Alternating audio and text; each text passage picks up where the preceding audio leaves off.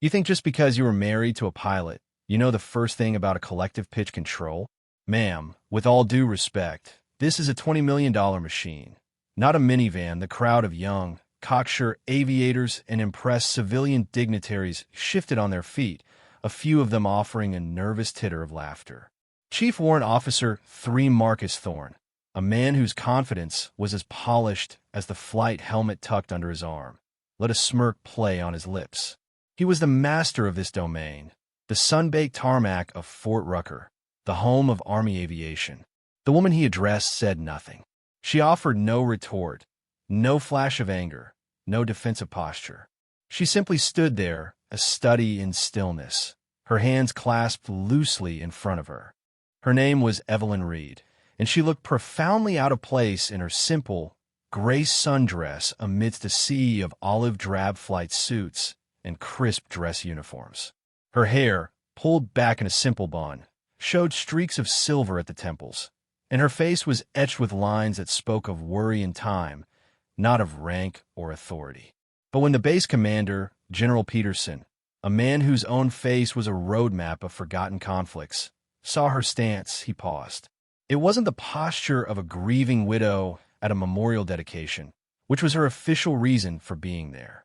It was the quiet, centered, at-rest position of someone who had spent 1,000 hours waiting for a storm to pass, for a signal to clear, for a mission to go green. It was the stance of a professional. If you believe that true respect is earned in silence and proven in the storm, type competence below. Thorne, meanwhile, was warming to his subject, using Evelyn as an unwitting prop for his lecture.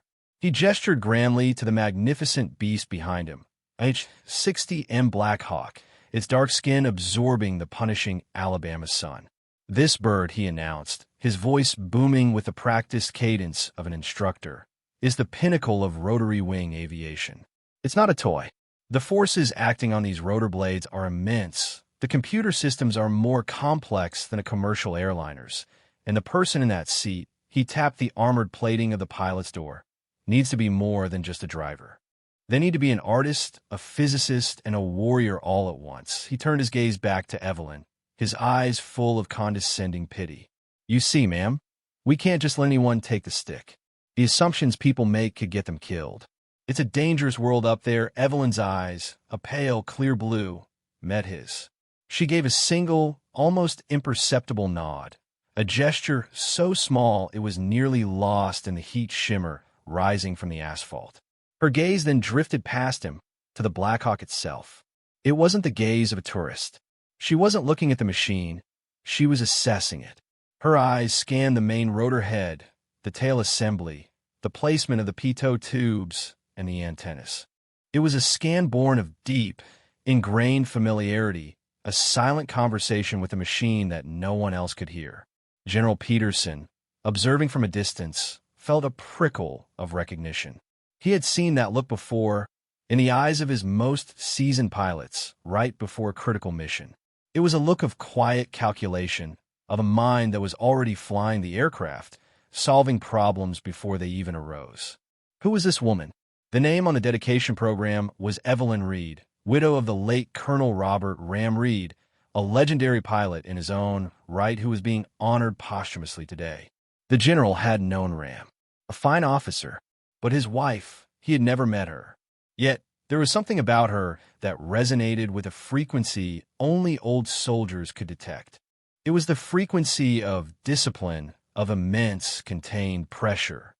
Thorne, utterly oblivious to the subtle drama unfolding in the general's mind, mistook Evelyn's silence for ignorance, her calm for intimidation. He felt a surge of pride. He was the expert here, the gatekeeper of this sacred knowledge, and he was putting on a good show for the brass and the new recruits. He decided to press his advantage, to make his points so clear that even this civilian would understand the chasm that separated them. For instance, ma'am, he said, pointing to a complex array of vents near the engine housing. That's the intake for our T700GE 701D engine. Puts out about 2,000 shaft horsepower. But if you get a compressor stall, He paused for dramatic effect, letting the technical term hang in the air to impress the junior aviators. It can sound like a cannon going off right next to your head. What do you do then, huh? Pray. He chuckled, and a few others joined in, though their laughter was more strained this time. The joke felt cruel. It felt disrespectful, not just to the woman, but to the solemnity of the day, to the memory of the man they were there to honor. Evelyn Reed didn't answer. She didn't have to. Her focus had shifted again. She was watching the ground crew perform their final checks. Her head tilted slightly as she listened to the high-pitched whine of the auxiliary power unit firing up. She noted the slight crosswind that had begun to pick up from the west, rustling the flag on the main post. She saw the way the crew chief gave a thumbs up, but his eyes darted nervously to the sky, as if he felt something was off. Her mind, a finely tuned instrument honed by years of experience nobody present could fathom, was absorbing data, running checklists, and calculating risks. The insult, the condescension, the public humiliation, it didn't register as an emotional event. It was just noise, useless data that her internal processor immediately filtered out as irrelevant to the mission. The mission, for everyone else, was a simple demonstration flight. For Evelyn Reed, the mission was always the same: situational awareness. General Peterson began to move, a slow, deliberate walk from the edge of the crowd toward the center of the spectacle. His aide, a young captain, moved to intercept him, but the general waved him off with a curt gesture. The general's face was set like granite. He had seen enough. Arrogance was a cancer in a unit. It bred complacency. It fostered ignorance. And Thorne was a walking, talking embodiment of it. He had intended to let the demonstration proceed and then have a quiet, but firm, word with the chief warrant officer afterward. But something held him back. It was the woman. Her profound, unshakable calm was beginning to feel less like passivity and more like a warning. It was the stillness of the ocean before a tsunami. He decided to wait, to watch. He had a sudden, inexplicable feeling that the day's most important lesson would not be delivered by the instructor in the flight suit, but by the silent woman in the gray dress. The air grew thick with anticipation as Thorne, having exhausted his lecture, finally donned his helmet, gave a theatrical thumbs up to the crowd, and climbed into the cockpit of the Blackhawk. The canopy closed with a solid thud, sealing him inside his bubble of ego and technology. The APU whine deepened, and then, with a roar that shook the very air, the twin turbine engines spooled to life. The massive, four-bladed main rotor began to turn, slowly at first, then faster and faster until it was a transparent, shimmering disk against the bright sky. The raw power of the machine was palpable, a physical presence that demanded respect. Evelyn Reed did not flinch. She simply watched. The Blackhawk lifted off the tarmac with a grace that belied its immense weight. Thorne was a skilled pilot. No one denied that. He made the 10-ton machine dance.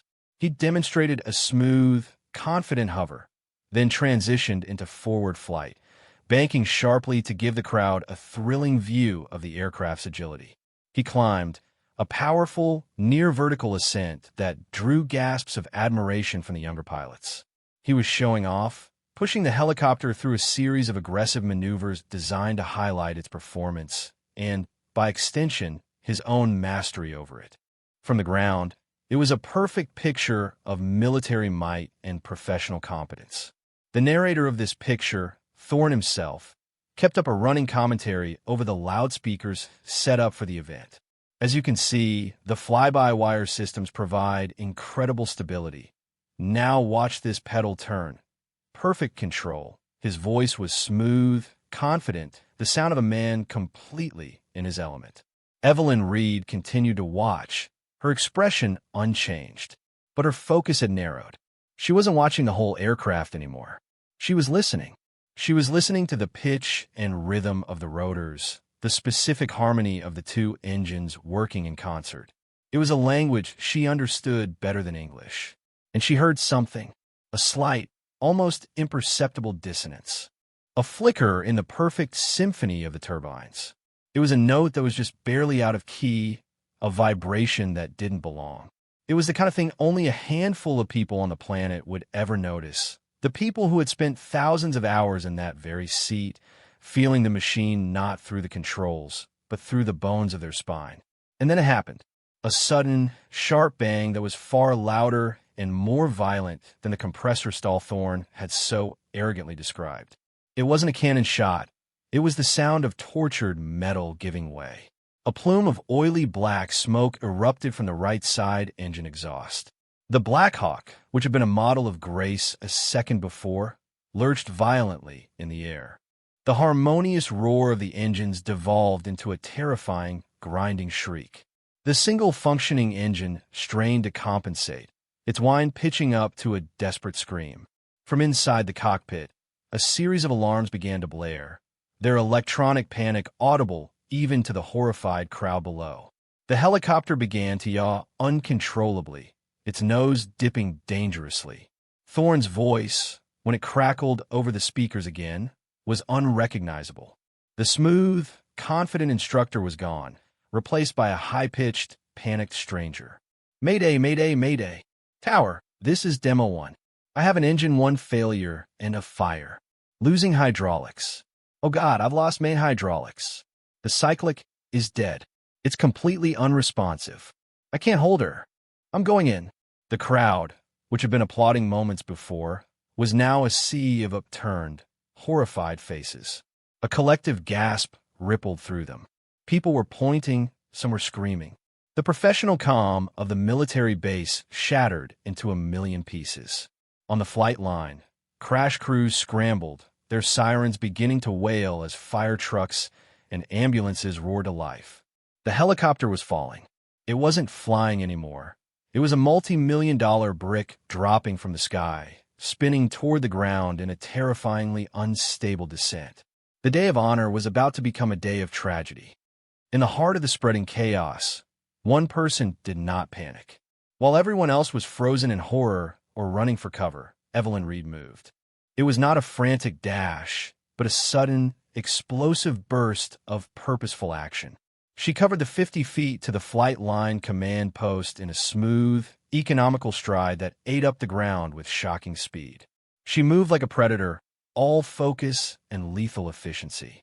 She reached the post where a young air traffic controller stood, paralyzed, his headset on, but his mouth agape as he stared at the falling helicopter. Without breaking stride, Evelyn plucked the headset from his head. She didn't ask. She took it. She settled it over her ears, her fingers moving with a practiced familiarity, flicking the microphone into position. Her voice, when it cut through the panic chatter on the frequency, was a blade of pure, cold steel.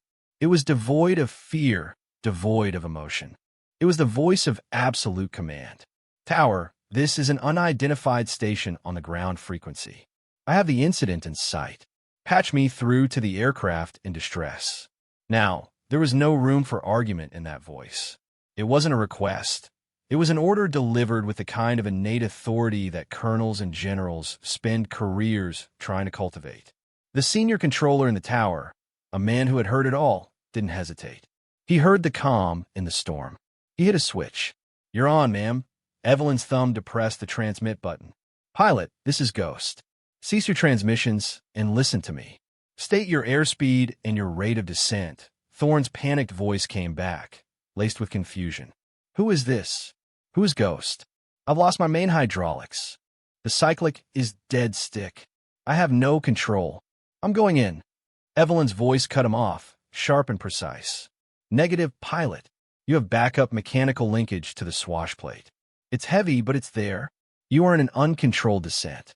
You will now enter a full auto-rotation. On my command, you will lower the collective. I repeat, bottom the collective." Now, the narrator of our story, hidden in the background, could explain the sheer impossibility of what she was demanding. An auto-rotation is a maneuver where a pilot uses the upward flow of air through the rotors to keep them spinning after engine failure, allowing for a controlled, albeit unpowered, landing. It is the single most difficult and dangerous maneuver in helicopter aviation. To attempt it with a hydraulic failure, meaning the pilot would have to fight the immense physical forces on the controls with brute strength alone, was considered textbook suicide. It was a maneuver practiced in simulators, but almost never attempted in reality. It was a theoretical last-ditch option for an aircraft that was already considered lost. But Evelyn Reed didn't deal in theory. She dealt in survival. Over the radio, there was a moment of hesitation, then a grunt of immense effort from Thorne. On the ground, the crowd watched as the Blackhawk, which had been tumbling, suddenly stabilized. The terrifying yaw stopped. The nose dipped, and the rate of descent, while still terrifyingly fast, became smooth and controlled. The grinding shriek of the failing engine was gone, replaced by the clean, whistling sound of wind moving through the unpowered rotor disc. Evelyn was now flying the helicopter from the ground, her mind a supercomputer of instinct and experience. "That's it," she said, her voice a low, steady rhythm. "Keep the nose down. You need airspeed. Airspeed is your friend. Call out your rotor RPM." Thorne's strained voice came back. "RPM, in the green, 95%. Good," she replied. "Keep it there. You're coming in too fast. We're going to bleed it off in the flare. Do not flare early. I will call it. Watch your altitude. Wait for my call." Wait. The Blackhawk rushed toward the open field at the end of the runway, a silent, deadly projectile. The ground came up with terrifying speed. The crowd held its collective breath. It seemed impossible. It was too fast. He was going to crash. "Wait for it." Evelyn's voice was a whisper of command. And then, at the last possible second, when it seemed the helicopter was mere feet from plowing itself into the earth, her voice rang out, sharp and clear. "Flare! Now! Pull, pull, pull!" On the ground, they saw the nose of the Blackhawk rise sharply. The forward momentum was converted into lift, cushioning the descent. Collective. Now! The helicopter dropped the last few feet with a bone-jarring crunch. The landing gear collapsed under the immense force of the hard landing, and the fuselage groaned in protest, but stayed upright. The rotor blades, their energy spent, drooped and slowly spun to a stop. Then a profound, deafening silence fell over the entire airfield, broken only by the distant, approaching wail of the sirens. The silence that followed the crash was absolute. It was a heavy, physical presence, a blanket of stunned disbelief that smothered every other sound. For a long, breathless moment, the hundreds of people gathered on the tarmac were a frozen tableau of shock. The Blackhawk sat crippled but intact in the field, a monument to a miracle. The smoke from its ruined engine drifted lazily into the clear blue sky. Then, the spell broke. The sirens of the approaching crash trucks grew louder, and people began to move, their voices a low, awestruck murmur. But General Peterson was not looking at the wrecked helicopter. He was staring, with an expression of pure, unadulterated awe, at Evelyn Reed. He was a four-star general, a man who had seen combat in every dusty corner of the world, who had witnessed acts of incredible bravery and unparalleled skill. But he had never seen anything like this. He had not just witnessed a pilot saving an aircraft. He had witnessed a master artist painting a masterpiece under impossible conditions, using only the sound of her voice as a brush. He knew, with a certainty that settled deep in his bones, that there were fewer than 5 people on the planet who could have diagnosed that complex failure and talked a panicked pilot through a dead stick, no hydraulics auto-rotation. And he was starting to have a very strong suspicion about which one of them she was. He strode toward her, his boots crunching on the gravel. The crowd of aviators and dignitaries instinctively parted for him, their eyes shifting from the wreck to the quiet woman in the gray dress, and then to the approaching general. A new kind of tension filled the air, the tension of a great mystery about to be solved. Evelyn stood by the command post, the headset still resting on her ears. Her breathing was steady, her posture unchanged. She was watching the crash crews as they began to douse the smoldering engine with foam, her face a mask of professional assessment. The general stopped directly in front of her. He did not speak at first. He simply looked at her, his eyes tracing the lines of her face, seeing not a grieving widow, but the ghost of a warrior he thought was long retired. "Ma'am," he said finally, his voice thick with a respect so profound it was almost reverent. He gently took the headset from her hands, as if handling a sacred object. He turned to his stunned aide, who had just caught up to him, panting. "Captain," the general ordered, his voice ringing with authority. "Give me the active service record and the classified retired file for Chief Warrant Officer 5 Evelyn Reed. Call sign, Ghost." The name hung in the air like a thunderclap. A wave of shock rippled through the senior officers and NCOs standing nearby. They all knew the name. Ghost wasn't a person, it was a legend. A story they told new pilots at the 160th Special Operations Aviation Regiment, the elite Night Stalkers. A phantom pilot from the early, brutal days in Afghanistan and Iraq, a pioneer of high-altitude, extreme environment flying. A pilot credited with feats that bordered on the supernatural. Most of the younger aviators thought the stories were just that, stories. Myths designed to inspire. The aide fumbled with his secure tablet, his fingers shaking slightly. "Sir, read Evelyn. I'm showing a civilian dependent file." The general cut him off, his eyes never leaving Evelyn's. He didn't need a file. He was a walking repository of the Army's secret histories. He began to recite her credentials from memory, his voice a low, powerful litany that silenced the entire airfield. Unit of assignment, 1st Battalion, 160th Special Operations Aviation Regiment. Flight hours, over 8,000, 5,000 in designated combat zones. She was the lead test pilot for the original MH-60 Direct Action Penetrator program and the experimental Silent Hawk stealth variant. She holds a record for the highest altitude landing of a Blackhawk on a mountaintop in the Hindu Kush at night in a blizzard to rescue a pinned Special Forces team. She is the only pilot in SOCOM history to successfully recover an MH-60 after a dual-engine flameout caused by volcanic ash ingestion. Her list of awards includes the Distinguished Flying Cross with 2 oak leaf clusters, the Bronze Star, and a Silver Star for actions so heavily classified most of the records are still sealed. He paused, letting the weight of his words sink in. "She didn't just fly with the Night Stalkers," he said, his voice dropping to an almost personal level, as if explaining a sacred text. "Ma'am, she wrote the book. She created the tactics. She trained the first generation of pilots who now lead the regiment. She is the Ghost." The revelation washed over the crowd like a shockwave, leaving a wake of stunned silence and dawning comprehension. The young aviators who had snickered at Thorne's insults now stared at Evelyn Reed with a mixture of shame and utter veneration.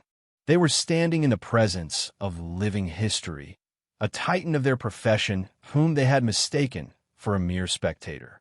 The quiet woman in the gray dress was not just a pilot. She was the pilot, a foundational figure in the world they so desperately wanted to join. General Peterson, having delivered the history lesson, now delivered the final, crushing note of validation. He was a 4-star general, a man to whom presidents listened. In the rigid hierarchy of the military, he stood at the apex. But in this moment, rank was meaningless. There was only competence and the respect it commanded. He took one step back, drew himself up to his full height, and brought his hand to his brow in the sharpest, most impeccably formal salute of his long and decorated career. It was not a salute to a civilian or to a subordinate. It was the salute of one warrior acknowledging a master of the craft. "Ma'am," he said, his voice resonating with the full weight of his authority and respect. "It is an honor to have you on my post." Meanwhile, the emergency crews had reached the crippled Blackhawk and were helping a dazed and shaken Marcus Thorne out of the cockpit. He was physically unharmed, but his psyche was shattered. He stumbled onto the grass, his eyes wild, his face pale with shock. He looked across the field and saw the scene unfolding. He saw the entire command staff standing at attention. He saw a 4-star general saluting the very woman he had mocked and belittled not 30 minutes earlier. The pieces of the puzzle clicked into place in his mind with sickening clarity. The calm voice on the radio, the impossible instructions, the name Ghost. The arrogance drained from his face, replaced by a wave of dawning horror, followed by a flood of profound, bottomless humiliation. He had not just been wrong.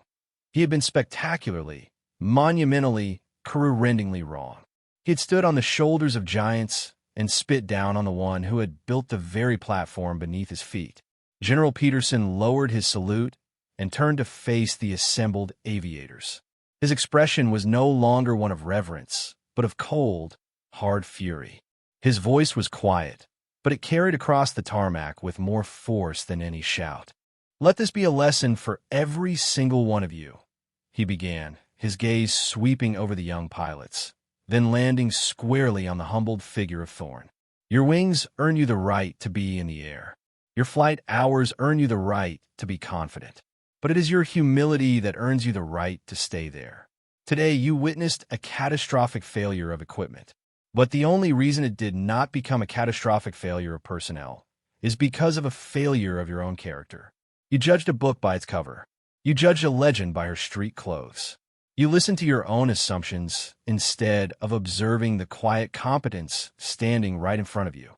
And those assumptions," his voice dropped to a near whisper, laced with ice, "almost cost this man his life and this army a $20 million aircraft. The person who saved both is the one you dismissed. Do not ever, ever make that mistake again." Evelyn Reed simply offered the general a small, respectful nod. Her work was done. She turned her gaze toward the field, where Thorn was now sitting on the ground, his head in his hands. Her expression was not one of triumph or satisfaction. It was one of clinical, professional analysis. The crisis was over.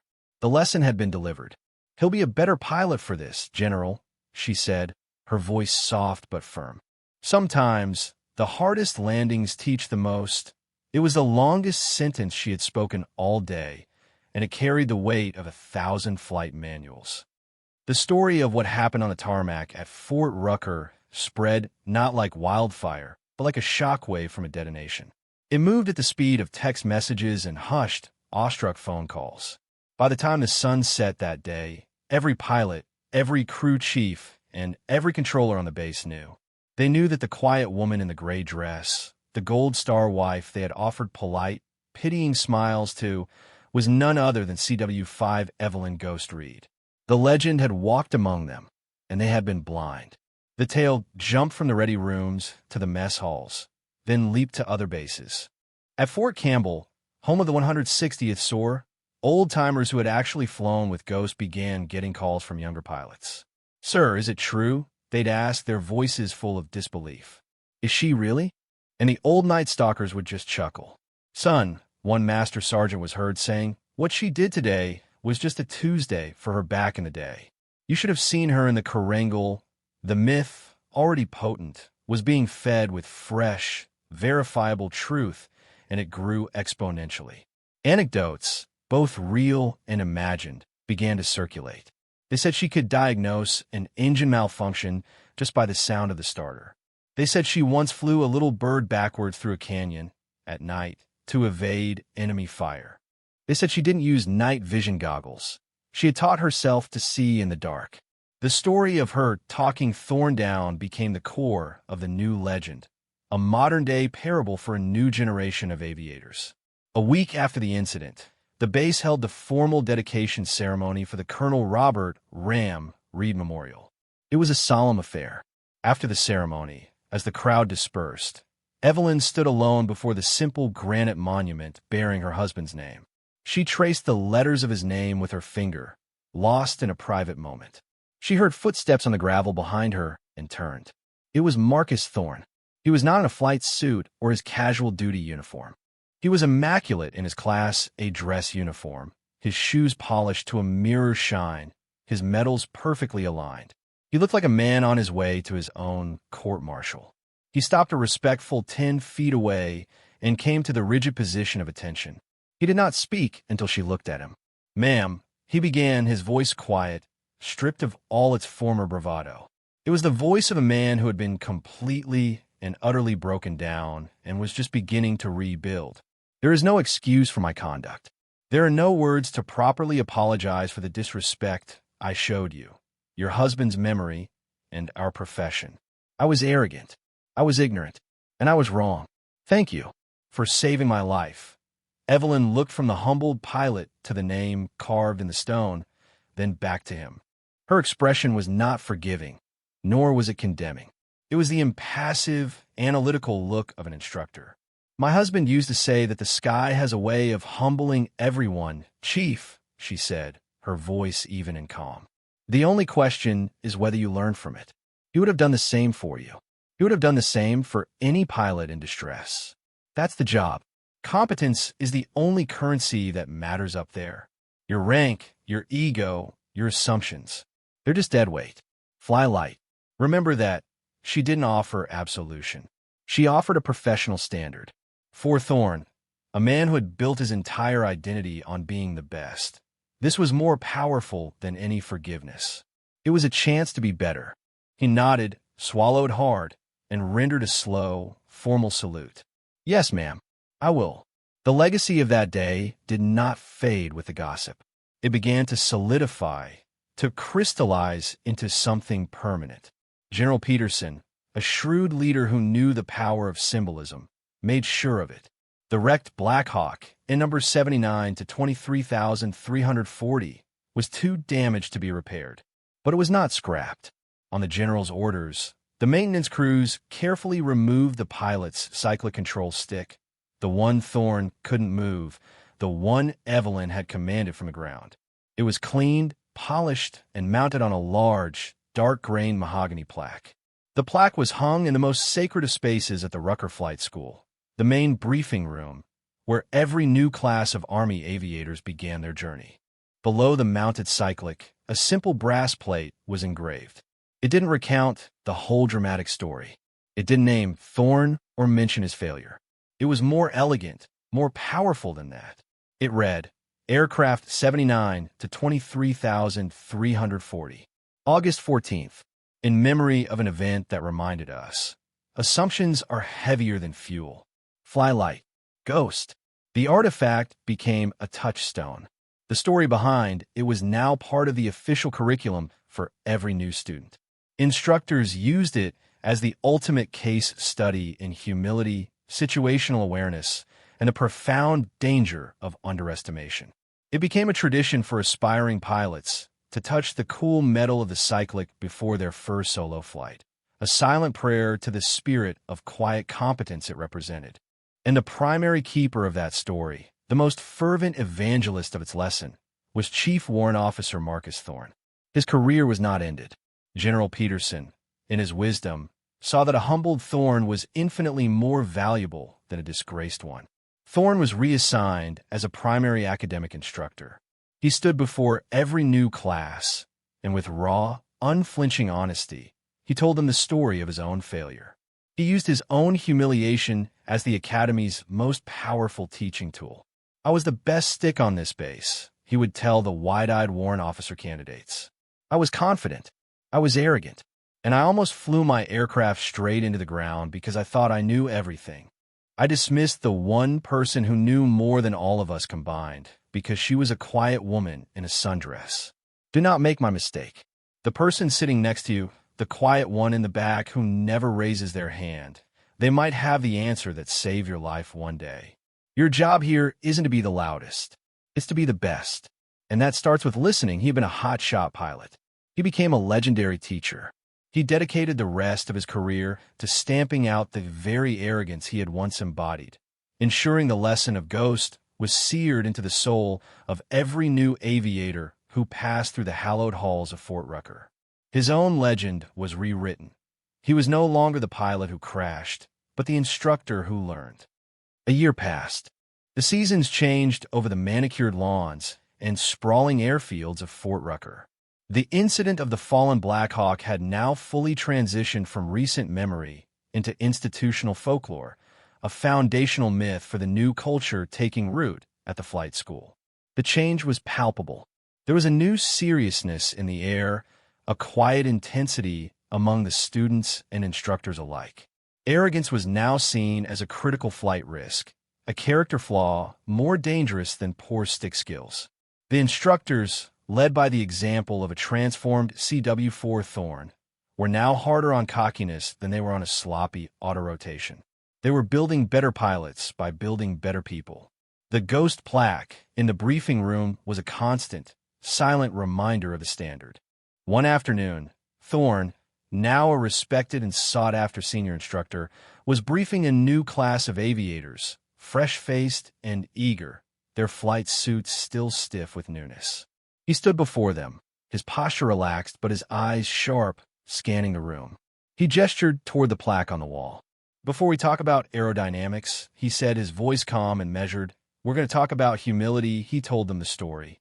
He didn't spare himself, recounting his condescending words, his blinding pride, and the terror that had seized him in the cockpit. Then he told them of the calm, clear voice that had cut through his panic and guided him home. "Look around you," he finished, his gaze locking with each student's in turn. "You don't know who here is the next legend. You don't know who has the ice in their veins when everything goes wrong. The quietest person in this room might be the one who saves your life one day. Your mission from this day forward is not to be the loudest pilot in the sky. It is to be the most competent. Respect is earned in silence. It's proven under pressure. Never forget that miles away, in a quiet suburban neighborhood with blooming azaleas and ancient oak trees, Evelyn Reed was in her garden. She moved with the same unhurried, methodical grace she applied to everything, tending to her roses. She rarely thought of that day at Rucker. It was simply a problem that had presented itself and a solution that had been executed. She received a letter in the mail. It was from a young woman she had never met, a newly minted Army aviator.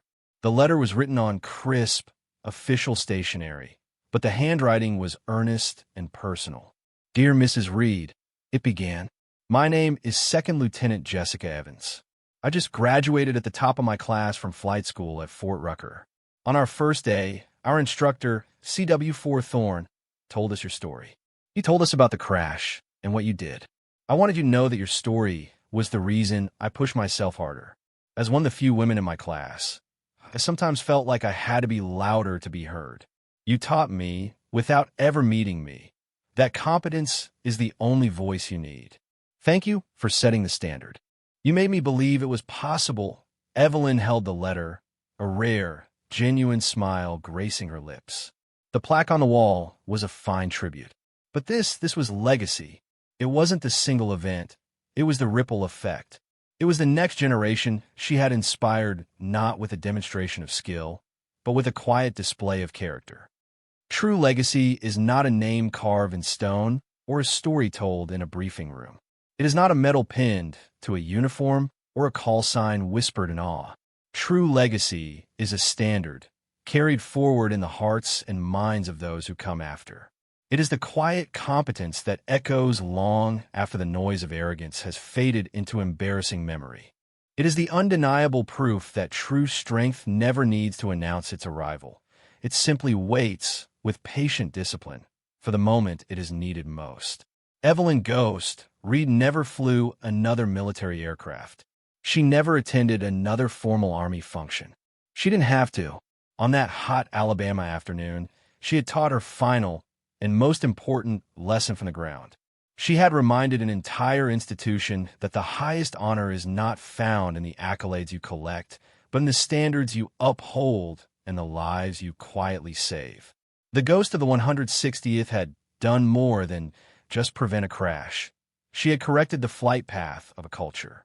She became the silent, unseen guardian of a new ethos, proving for all time that respect is not demanded at the top of one's lungs, but earned in the calm, precise, and perfect execution of one's duty. Her silence had become the loudest lesson the Army Aviation Corps would ever learn. The ripples of her actions continued to spread, a testament to the enduring power of a professional who let her actions speak, knowing they would be more eloquent than any words she could ever utter. For more stories where quiet competence triumphs over loud assumption, and where silent professionalism defines true worth, subscribe to Unknown Heroine Stories.